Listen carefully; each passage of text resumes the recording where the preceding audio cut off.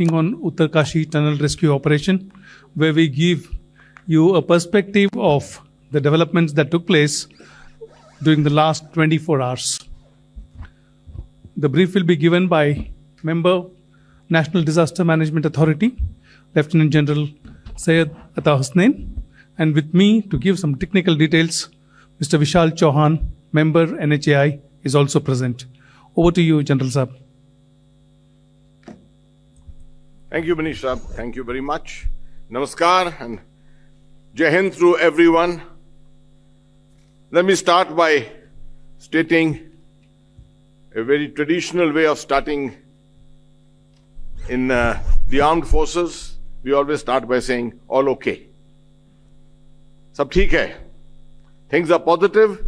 Things are moving well. There is no negativity anywhere. All efforts are going on. All of government approach, which was spoken about earlier, is being adopted practically on ground. अब मैं तफसील से आपको बताता हूं. सबसे पहले the state of the workers 41, जैसे आपको मालूम है, वहां पर राजी खुशी हैं. All of them have been getting their sustenance, food, medicine, alternative line भी लग गई है. लाइन एडिशनल लाइन लग गई है, अंदर बात हो रही है और रिलेटिव्स के साथ कम्युनिकेशन बना हुआ है. चीफ मिनिस्टर साहब गए थे.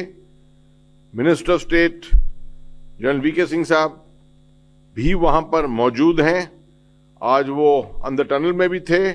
ऊपर की साइट, जिसके बारे में मैं तफसील में बताऊंगा, उस साइट पर भी ऊपर वो गए थे. Medical expert, psycho social experts जो हैं वो मौजूद हैं उस जगह पर और अपना काम कर रहे हैं जिस तरह से करना चाहिए. सबसे महत्व की चीज, पूरी सेफ्टी प्रिकॉशंस लिए जा रहे हैं सबकी सेफ्टी के लिए. जितने अंदर हैं 41 हमारे वर्कर्स, उनके लिए, और बाकी जितनी वर्कफोर्स बाहर है मुख्तलिफ एजेंसीज की, उनके लिए पूरी सिक्योरिटी जो है वो अपनाई जा रही है. क्योंकि जैसे जैसे काम बढ़ रहा है, इक्विपमेंट ज्यादा आ रहा है, नफरी बढ़ रही है, तो कभी कभी चांस हो सकता है कि कुछ गलती हो, कोई किसी तरह से नुकसान जो है वो ना पहुंचे किसी भी हमारे स्टाफ पे. 6 प्लान काम कर रहे हैं. पहले 5 बताया था, उस वक्त भी 6ठा प्लान तो मौजूद था. वो 6ठा प्लान अभी भी है, हालांकि उस पर फिजिकल काम नहीं हुआ. तैयारियां उसकी पूरी शुरू हो गई हैं और एक बड़े सिंक्रोनाइज तरीके से ये प्लान सब अपनाए जा रहे हैं. जिनके ऊपर काम, कुछ पे काम शुरू हो गया है, कुछ पे आज शुरू हुआ है, कुछ पे अभी भी तैयारी है, इंतजार है आखिरी इक्विपमेंट का, और वो उसकी शुरुआत जो है अभी हाल में हो जाएगी. ऑपरेशंस जो है जहां पर चल रहे थे सबसे ज्यादा, वहां रोके नहीं गए हैं. वहां पर भी ऑपरेशंस अभी भी जारी हैं.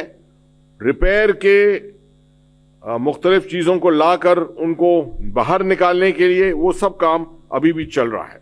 और इससे पहले कि मैं तफसील से हर ऑप्शन के बारे में बताऊं कि क्या हो रहा है, मैं ये आपको आश्वासन देता हूं कि जो हमारे 41 भाई हैं अंदर, उनके लिए आखिर में सब कुछ तैयार, जो सब कुछ हो सकता है वो किया जा रहा है.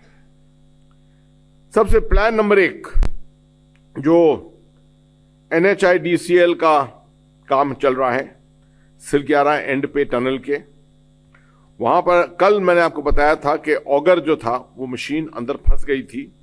उसके ब्लेड्स कुछ टूट गए थे, तो उनको मैनुअल कटिंग करके निकालना था. उसके लिए इक्विपमेंट को बाहर से आना था. खुशी है मुझे बताने में कि एयरफोर्स के जरिए और इंडिगो के चार्टर फ्लाइट के जरिए Magna rod cutter, laser cutter और DRDO ने अपना प्लाज्मा कटर, ये तीनों चीजें वहां पर पहुंच गई हैं. उसके बाद जो पाइप, जो सेगमेंट बन चुका था 47 मीटर का, उसके अंदर से निकालना था हमें. ये टूटा हुआ ऑगर जो था, जो ब्रोकन ऑगर था, वो तकरीबन अब 34 मीटर पीछे खींच लिया गया है। अप्रोक्सीमेटली 13 मीटर और बाकी है, उसको अलग अलग काट के और निकाला जा रहा है। तो अभी 13 मीटर अभी भी बाकी है। उम्मीद करते हैं कि आज रात तक ये 13 मीटर भी बाहर निकल जाएगा। उसके बाद ये 47 मीटर जो बना हुआ है, इसके जरिए आगे मैनुअल क्लियरेंस जो है उसका काम शुरू होगा। आर्मी के इंजीनियर्स की मदद के साथ, बाकी NHDICL के जो लोग हैं, IDCL के जो लोग हैं, उनके साथ मिलकर एक टीम वर्क के तौर पर ये आगे इसके अंदर बढ़ाया जाएगा। ऑब्वियसली जो स्पीड हमें पहले, जैसे मैंने बताया, 4 से 5 मीटर पर आवर मिल रही थी, वो स्पीड शायद आपको ना मिले, मगर तभी भी ये फेल सेफ तरीका है। ऑलरेडी 47 मीटर की हमें कामयाबी मिल गई है, तो उसको एक्सप्लॉइट करें और 15 मीटर जो बाकी है उसको शायद हम आसानी तो नहीं मगर काफी कोऑर्डिनेशन के साथ टेक्नोलॉजी इस्तेमाल करते हुए, मगर हाथ से ड्रिलिंग करके उसको निकाला जाएगा, उसको बनाया जाएगा और उसकी स्पीड जो है वो उससे पहले से काफी कम होगी। साथ में जो एरिया जहां पर वर्कफोर्स काम कर रही है, यहां पर रीइंफोर्समेंट करने के लिए ऊपर टनल के ऊपर फॉल्स जो रिब्स हैं उनको लगाया है, ताकि और कभी थरथराहट के साथ इतने जो वाइब्रेशन हो रहे हैं उस इलाके में काम करने की वजह से, उसके वजह से कोई बाधा ना आ जाए। प्लान दो अब अपनाया गया है, क्योंकि कल मैंने आपको बताया कि एक सतलज जल विद्युत निगम लिमिटेड का जो ड्रिलिंग मशीन थी वो वहां पहुंच गई थी और उसको BRO के रोड के जरिए ऊपर ले जाया जा रहा था। वो वहां पहुंच गई थी, सीटिंग बनी हुई थी उसके लिए, प्लिंथ, और उसके ऊपर उसको बिठाया गया था। आज ये काम जो है तकरीबन 12 बजे आज दिन में इसकी ड्रिलिंग का काम शुरू हो गया है। इसको तकरीबन 86 मीटर ड्रिल करना है वर्टिकली। वर्टिकल ड्रिलिंग में आप ग्रेविटी के साथ साथ जाते हैं नीचे, तो उतना ज्यादा जोर शायद नहीं, मगर तब भी जियोलॉजिकल ऑब्स्टिकल्स जो हैं वो आ सकते हैं। उस इलाके की स्टडी की गई है, प्रूव किया गया है कि शायद वो जियोलॉजिकल ऑब्स्टिकल्स, एक्यूफर्स जो रास्ते में हैं वो शायद ना हो।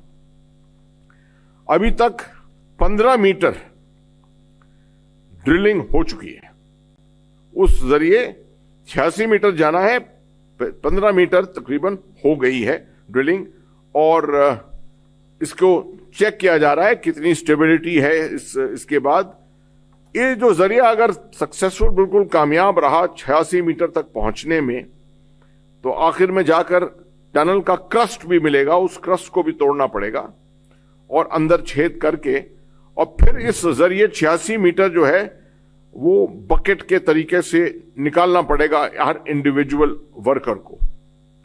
इसकी काबिलियत NDRF में हमारे बहुत है, उन्होंने बहुत ट्रेनिंग की हुई है, NDRF वाले जानते हैं इसके बारे में पूरा, तो वो इसको इस तरीके के अंदर बहुत मदद देंगे। जो प्लान हमारा प्लान 3 था परपेंडिकुलर 170 मीटर का जाने का, जिसके लिए पानी का बंदोबस्त किया गया था, वो प्लान अभी तक अपनाया नहीं गया है, क्योंकि हालांकि तैयारी हो गई है, पूरी साइट की तैयारी हो गई है, मगर जो इक्विपमेंट पहुंचना है वहां पर अभी भी रास्ते में वो कुछ हद तक अभी भी फंसा हुआ है। फंसा तो नहीं है मगर धीरे चल रहा है। उसको ट्रांसफर करना पड़ा दूसरी गाड़ी पर, क्योंकि ये बड़ी गाड़ियां जो हैं वो उस सड़क पे आसानी के साथ आ नहीं सकी, तो दूसरी गाड़ी लानी पड़ी, उसके ऊपर लोड करना पड़ा। अब ये उम्मीद करते हैं कि आज रात को या कल सुबह तक ये वाला इक्विपमेंट पहुंच जाएगा, तो साइडवेज ड्रिलिंग जो है, जो 170 मीटर का फासला कवर करेगी, वो तब शुरू होगी।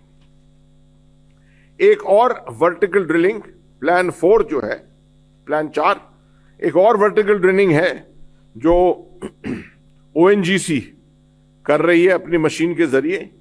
ये तकरीबन 2 फीट की 24 इंचेस की ड्रिलिंग होगी, वर्टिकल ड्रिलिंग बरकोट की तरफ। ये जो पहली वाली मैंने बताई थी ये इस तरफ थी, जो हमारे टनल के इस एंड के पास थी, ये बरकोट के एंड की तरफ हो रही होगी।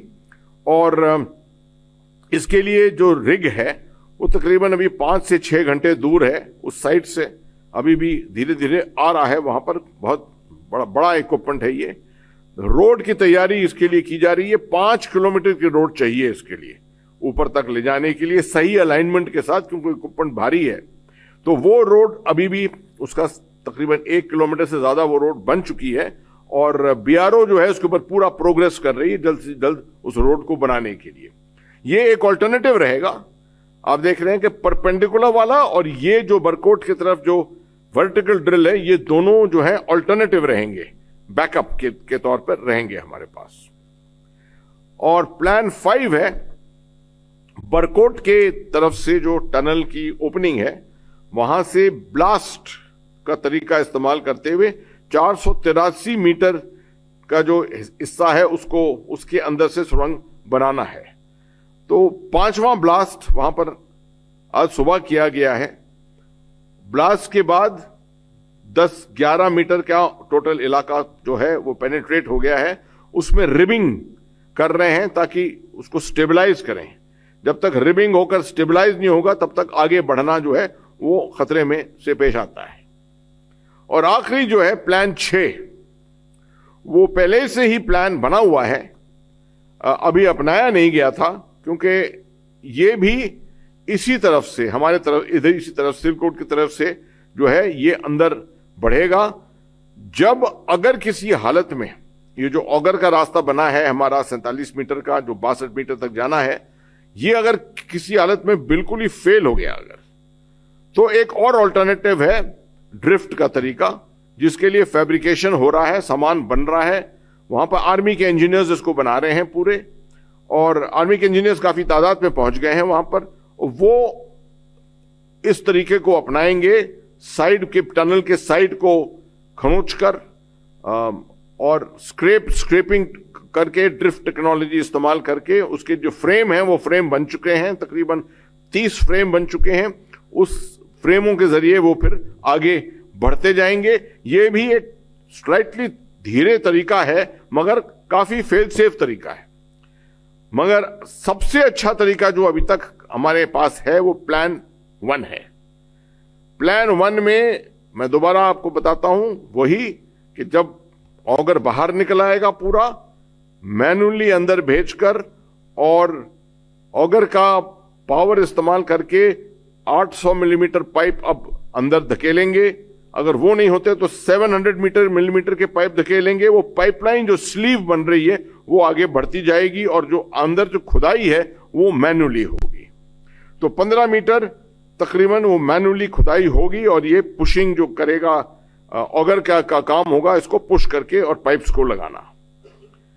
ये एक तकरीबन फेल सेफ तरीका है, मगर साथ में सेकंड ऑल्टरनेटिव जो अच्छा तरीका है वो ऊपर से जो ड्रिलिंग शुरू हो गई है, जो SJVNL ने शुरू कर दी है।